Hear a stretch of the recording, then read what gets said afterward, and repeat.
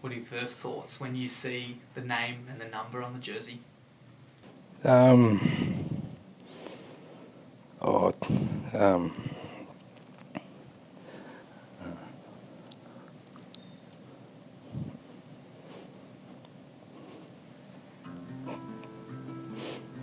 it's just pretty fitting for who he was. For Dad, this was his life. Come down here to play from the bush and then having his accident, which is very unfortunate, to the years he spent working with the club, and this club was his life, and I think it added years to his life. This place gave him a sense of purpose, and he would say that he was very lucky to have this. He was just very tough, but he's also very kind. He had this unique ability to find people less fortunate than him.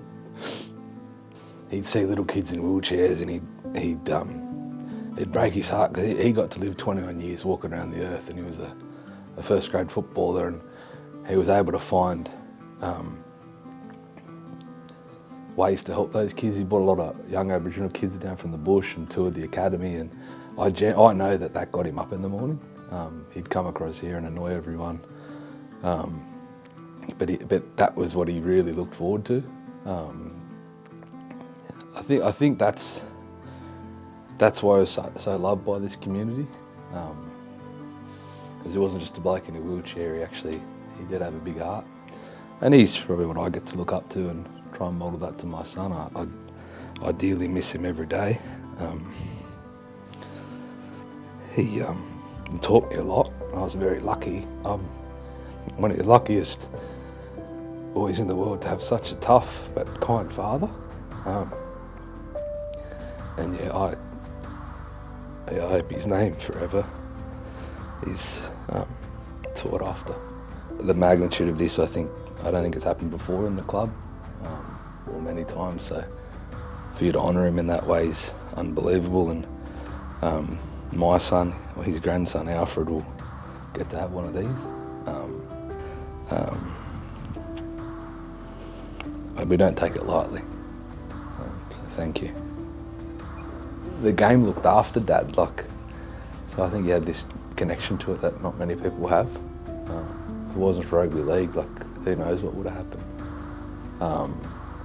And he loved it. He let me play. I wasn't any good, but he let me play it, which I reckon would have been very hard for him to watch that. But he never blamed football for what happened. He just thought that was just what God gave him, and that was his cards he was dealt, and he got on with it. So, but I know he definitely loved footy.